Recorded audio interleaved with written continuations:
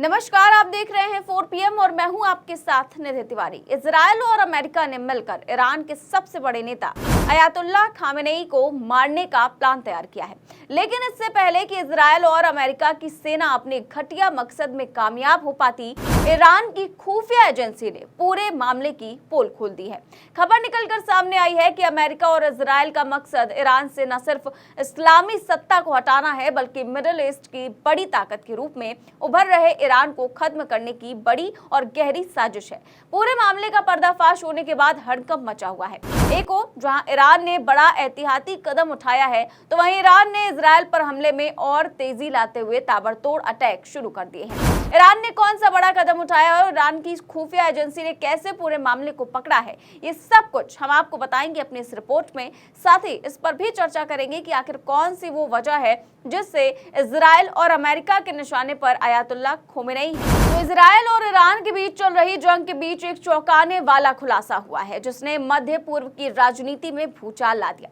America और Israel के खुफिया दस्तावेज लीक हुए, जिनमें साफ तौर पर ये बात सामने आई कि इजराइल के प्रधानमंत्री बेंजामिन नेतन्याहू ने अयातुल्लाह अली खामेनेई की हत्या की योजना को मंजूरी दी थी। लेकिन इस साजिश को उजागर करने में दो लोग अहम भूमिका निभा रहे हैं। यहाँ तक कि ये लोग ईरान भी पहुंच गए थे और अपने कामों को अंजाम दे रहे हैं। लेकिन इस बीच ईरान की खुफिया एजेंसी ने इन दोनों मोसाद के एजेंटों को पकड़ लिया है और इस बात को जान लिया है कि मोसाद के दोनों एजेंट असल में अयातुल्लाह खामेनेई की रेकी और घटना को अंजाम देने आए थे। खबर देखिए एनडीटीवी की। खबर में साफ तौर पर लिखा है कि ईरान की अर्ध सरकारी न्यूज एजेंसी तस्लीम की रिपोर्ट के अनुसार ईरान का कहना है कि उसने अलबोर्ज प्रांत में इजराइल की खुफिया एजेंसी मोसाद के एजेंट होने के आरोप में 2 व्यक्तियों को गिरफ्तार किया था। वो गिरफ्तारी के समय कथित तौर पर विस्फोटक और इलेक्ट्रॉनिक उपकरण तैयार कर रहे थे। खबर से साफ है कि मोसाद के कथित एजेंट जिन्हें ईरान ने पकड़ा, माना जा रहा है कि इन एजेंटों ने ही इस खतरनाक योजना को लीक किया, जिससे ईरान को अपने सबसे बड़े नेता की सुरक्षा के लिए तुरंत जरूरी कदम उठाने का मौका मिला। ईरान ने तुरंत अपने सबसे बड़े नेता खामेनेई और उनके परिवार को एक सुरक्षित बंकर में स्थानांतरित कर दिया। ये कदम न सिर्फ उनकी सुरक्षा के लिए था, बल्कि ये एक संदेश था कि ईरान किसी भी कीमत पर अपनी संप्रभुता और नेतृत्व की रक्षा करे। लेकिन सवाल ये है कि आखिर अमेरिका और इजराइल क्यों चाहते हैं कि खामेनेई को सत्ता से हटाया जाए? क्या ये वाकई में परमाणु खतरे का मसला है या इसके पीछे कुछ और गहरी साजिश है? आपको बता दें कि अमेरिका और इजराइल लंबे वक्त से ये प्रचार कर रहे हैं कि ईरान का परमाणु कार्यक्रम दुनिया के लिए खतरा है। आईएए ने एक हालिया रिपोर्ट में दावा किया है कि ईरान के पास 60% तक शुद्ध यूरेनियम है, जिसे अगर और संवर्धित किया जाए तो इससे परमाणु हथियार बनाए जा सकते हैं। लेकिन सवाल यह है कि क्या ये दावा पूरी तरीके से सच है? ईरान पहले ही बार बार ये कह चुका है कि उसका परमाणु कार्यक्रम पूरी तरह शांतिपूर्ण है।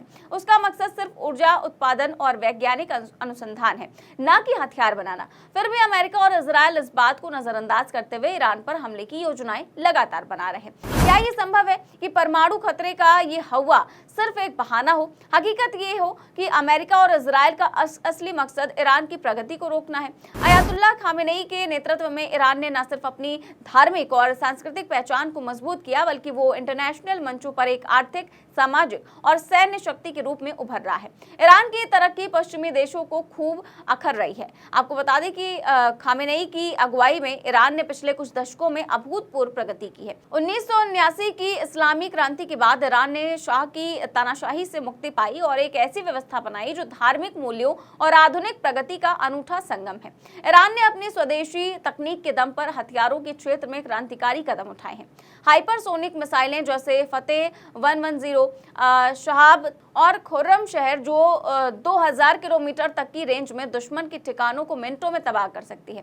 ये मिसाइलें इतनी तेज और सटीक हैं कि ये रडार सिस्टम को चकमा दे सकती हैं, जिससे इजराइल और अमेरिका जैसे देशों का डिफेंस सिस्टम बेकार हो जाता है। इसके अलावा ईरान ने ड्रोन तकनीक में भी जबरदस्त प्रगति की है। उसके ड्रोन न सिर्फ सस्ते और प्रभावी हैं, बल्कि लंबी दूरी तक सटीक हमले करने में सक्षम है।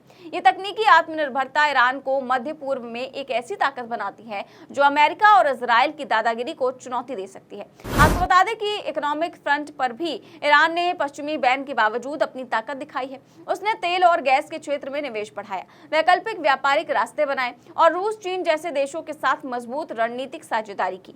ये सब अमेरिका और इजरायल के लिए खतरे की घंटी है। आपको बता दें कि ईरान की कहानी सिर्फ हथियारों और तकनीक की नहीं, बल्कि एक ऐसी क्रांति की है जिसने इस देश को तानाशाही की बेड़ियों से मुक्त किया।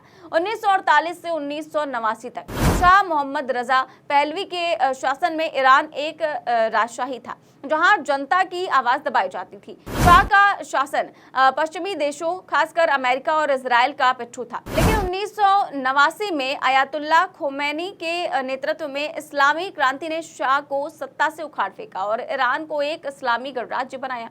ये क्रांति सिर्फ सत्ता परिवर्तन नहीं थी, बल्कि ये ईरान की सांस्कृतिक, धार्मिक और सामाजिक पहचान को पुनर्जनन करने का आंदोलन था। अयातुल्लाह खामेनेई, जो 1989 से ईरान के सर्वोच्च नेता हैं, उन्होंने इस क्रांति की विरासत को और मजबूत किया। उनके नेतृत्व में ईरान ने न सिर्फ अपनी धार्मिक प्रथाओं को संरक्षित किया, बल्कि आधुनिकता की दौड़ में भी खुद को साबित किया। आपको बता दें कि मोसाद, इजरायल की खुफिया एजेंसी, जिसके बारे में कहा जाता है कि वो विश्व की सबसे खतरनाक और रहस्यमयी एजेंसियों में से एक है, लेकिन इस बार मोसाद की चाल उसी के खिलाफ पड़ गई। माना जा रहा है कि मोसाद के 2 एजेंट जिन्हें ईरान ने पकड़ा, उन्होंने ही अयातुल्लाह खामेनेई को निशाना बनाने की साजिश को लीक किया। ये एजेंट, जो शायद शाह के समर्थकों या अन्य असंतुष्ट समूहों से जुड़े थे, उन्होंने इस साजिश की जानकारी ईरानी खुफिया एजेंसियों तक पहुंचाई। इसके बाद ईरान ने तुरंत अपने सर्वोच्च नेता और उनके परिवार को सुरक्षित बंकर में स्थानांतरित कर दिया। ये एक बार फिर साबित करता है कि ईरान की खुफिया तंत्र कितना मजबूत है और सतर्क है। लेकिन ये सवाल उठता है कि मोसाद और अमेरिका की CIA जैसी एजेंसियां बार बार ईरान के खिलाफ ऐसी साजिशें क्यों रचती हैं? जवाब साफ है, वो ईरान की बढ़ती ताकत से डरते हैं। वो नहीं चाहते कि मध्य पूर्व में कोई ऐसा देश उभरे जो उनकी दादागिरी को चुनौती दे सके। आपको बता दें कि मिडिल ईस्ट में अमेरिका और इजरायल की दादागिरी कोई नई बात नहीं है। इजरायल ने गाजा, लेबनान और सीरिया में बार बार हमले किए, जिसमें हजारों निर्दोष मारे गए। दूसरी ओर अमेरिका ने इराक, अफगानिस्तान और अन्य देशों में अपनी सैन्य ताकत का दुरुपयोग कर लाखों लोगों की जिंदगियां बर्बाद कर दी। अब इन दोनों देशों की नजर ईरान पर है। वो जानते हैं कि अगर ईरान अपनी सैन्य और तकनीकी शक्ति को और मजबूत करता है तो मिडिल ईस्ट से अमेरिका का प्रभाव पूरी तरीके से खत्म हो सकता है। ईरान की हाइपरसोनिक मिसाइलें, ड्रोन और स्वदेशी तकनीक ने इजरायल के तथाकथित आयरन डोम जैसे डिफेंस सिस्टम की पोल खोल दी है। यही कारण है कि अमेरिका और इजरायल अब हताश होकर अयातुल्लाह खामेनेई को निशाना बनाने की साजिश रच रहे हैं। लेकिन ये साजिश अब बेनकाब हो चुकी है और इसका जवाब ईरान अपनी ताकत और सूझबूझ से दे रहा है। आपको क्या लगता है कि अयातुल्लाह खामेनेई को मारने की साजिश अमेरिका और इजरायल इसलिए कर रहा है कि वो अपनी मिडिल ईस्ट की सत्ता को बचाना चाहता है, या फिर इजरायल और अमेरिका ईरान के इस्लामीकरण से डरे हुए हैं? आप अपनी राय हमें कमेंट बॉक्स में जरूर बताएं। साथ ही साथ खबर को शेयर भी करें, लाइक भी करें। नमस्कार।